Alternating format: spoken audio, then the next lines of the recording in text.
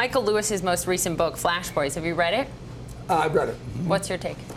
Well, it's very interesting. I knew a fair amount of, well, I knew something about it before. I mean, Forbes ran the article 3 or 4 years ago when they built the, who was the fellow that built it? Jim Barksdale.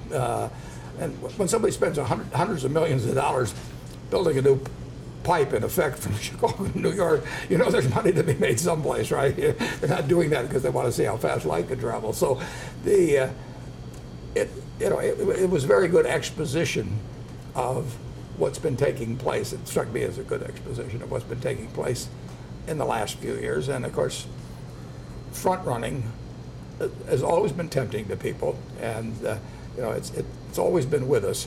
But this has moved it to a whole new level, and people have made a lot of money by, in effect, taking advantage technologically of a system that has been evolving and that nobody probably understands perfectly.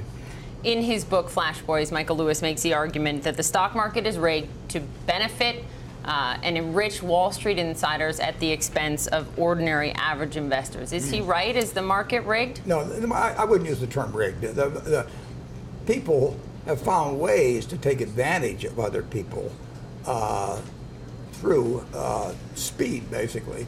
There's no question about that.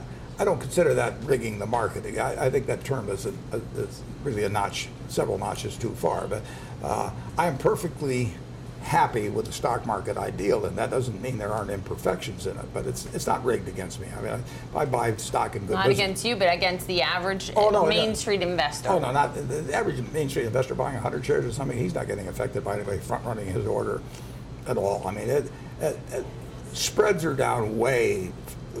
From 40 years ago, our costs of trading have diminished dramatically.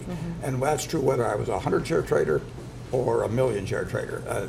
The average investor, in terms of costs of trading, they've gone way down, and big, small investors. So that's way better than when I started in the business.